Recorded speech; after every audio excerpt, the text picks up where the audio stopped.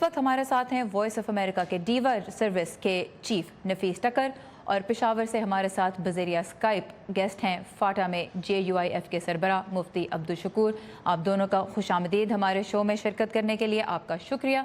मुफ्ती साहब, मैं आपसे आगाज़ करना चाहूँगी, अगर आपको मेरी आवाज़ आ रही है। आप जो इल्ज़ामात आयद कर रहे हैं पश्तो लैंग्वेज के ब्रॉडकास्टर्स पे, उनकी बुनियाद क्या है? बिस्मिल्लाहिर्रहमानिर्रहीम। मेहरबानी।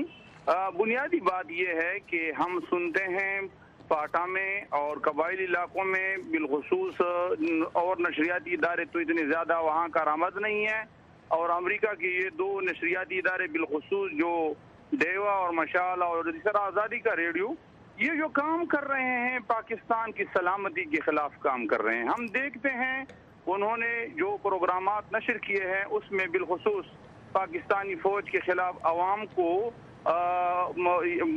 इस तरफ बुलाना कि आप फौज के खिलाफ उठे, इस तरह की प्रोग्रामात उसमें होते हैं।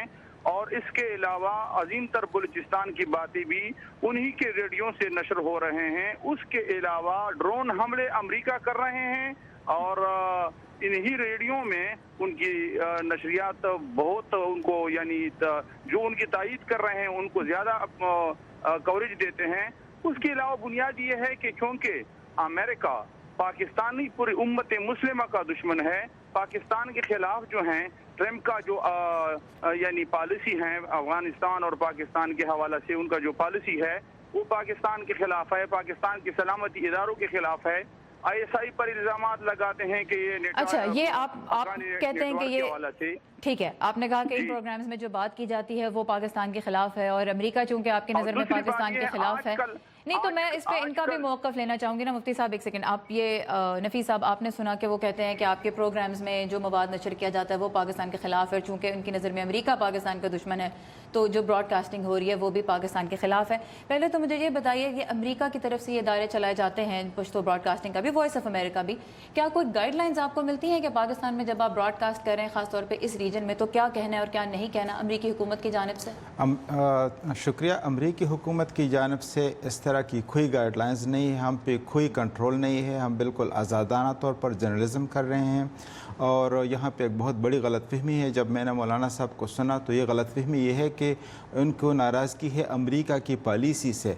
हम तो उस पॉलिसी को सिर्फ लोगों तक पहुँचाते हैं और इस पे बहस करते हैं, और उस बहस में हम मौलवी साहिबान को भी, पाकिस्तान के जो मिनिस्टर्स हैं, पाकिस्तान के जो सियासी बुज़ुर्ग हैं, यहाँ वाशिंगटन DC में जो थिंक टैंक्स है जो पाकिस्तान और अफ़गानिस्तान और अमेरिका के ताल्लुक़ात पे खूब नज़र रखते हैं, उनको उस बहस में हम इन्वॉल्व कर देते हैं।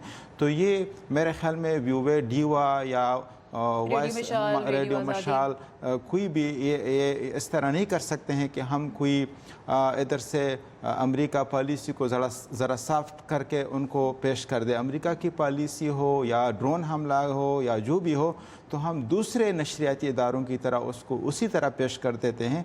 लेकिन शायद उनको ये पश्तो में है, मेरे ख़्याल में उर्दू या अंग्रेज़ी में जो होते हैं शायद उनको पूरा समझ नहीं आता है, कोई इसमें फ़र्क नहीं होता है। बहुत ही औक़ात तो इसी तरह होते हैं कि अंग्रेज़ी जो आपको तो खुद पता है कि अंग्रेज़ी में जो ख़बर आती है उसको हम तर्जुमा कर देते हैं। बिल्कुल।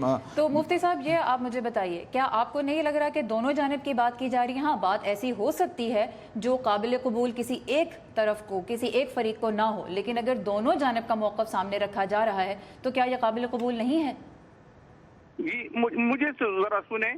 असल बात यह है कि हम ये देखते हैं कि जो अमेरिका की पॉलिसी के हिमायत याफ्ता होते हैं उनको ज़्यादा वक्त देते हैं डेवा और मशाल। मसलन ये इंज़िमाम के हवाला से जो इंज़िमाम की पॉलिसी के शामिल है, ये रोज़ उनके मरके, उनके जरगे नशर करते हैं, उनका मौक़िफ़ के फ़ज़ाइल बयान करते हैं, उनको टाइम देते हैं। और जो इंज़िमाम के मुखालिफ है वो बहुत से ग्रुप भी हैं, अमायदीन भी हैं और स्टूडेंट्स विंग्स भी हैं, उनको सर से कवरेज नहीं देते। और मैं बिलखुसूस ये भी कहता हूँ कि आपके कारिंदों से यानी डेवा और मशाल के नुमाइंदों से हमें मालूम हुआ है, हमें उनको ने तरगीब दी है, ये कहा है کہ آپ امریکہ کے جو پالیسی ہے انضمام کا ان کو اپنائیں، تو آئے روز آپ کو ہم باقاعدہ کوریج دیں گے اور آپ خود پھر دیکھیں گے کہ ہم آپ کو کہاں تک پہنچاتے ہیں۔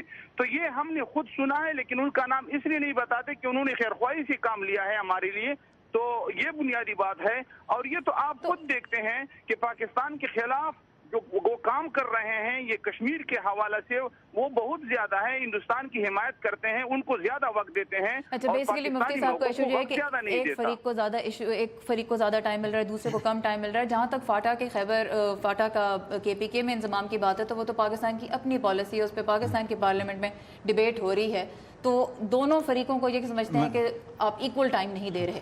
میں یہ کہوں گا کہ یہ جو انضمام کی بات یہ کر رہے ہیں یہ کوئی امریکہ کی پالیسی نہیں ہے، یہ پاکستان کی حکومت کی پالیسی ہے کہ وہ چاہتے ہیں کہ فاٹا کو ان کی جو رپورٹ ہے یا ان کے جو سفارشات ہے وہ یہی ہے کہ اکثریت فاٹا کی اکثریت جو ہے وہ خیبر پختونخوا کے ساتھ ملنا چاہتے ہیں۔ تو امریکی پالیسی تو یہ ہے پالیسی۔ اور دوسری بات یہ ہے کہ میں یہ بتاؤں ان کو کہ پاکستان میں جو میجر پارٹیز ہیں، سب سے بڑی پارٹی مسلم لیگ نون، تحریک انصاف، جماعت اسلامی، عوامی نیشنل پارٹی، بہت سی پارٹیز ہیں جو اس کے حق میں ہیں، جو اس کے حق میں ہے، اور یہ صرف 2 پارٹیز ہیں جو اس کے خلاف ہیں، تو ان کے ایکٹیویٹیز زیادہ ہوتے ہیں، اس لیے ان کی زیادہ کوریج ہوتی ہے۔ تو یہ اپنے میں بھی ایک مائنورٹی اوپینین ہے، لیکن بہرحال ہر اوپینین کو ٹائم تو دیا جاتا ہے۔ آپ مفتی صاحب مجھے آخر میں بالکل آپ اگر مختصراً یہ بتا سکیں کہ آپ کی نظر میں کیا ایسی تبدیلی آنی چاہیے براڈ کاسٹ میں کہ آپ کے احتجاج ختم ہوں؟ امریکہ نے ہم سے مطالبہ کیا ہے کہ آپ انضمام کو تسلیم کریں، انضمام کو مان لیں، اور دوسری بات یہ ہے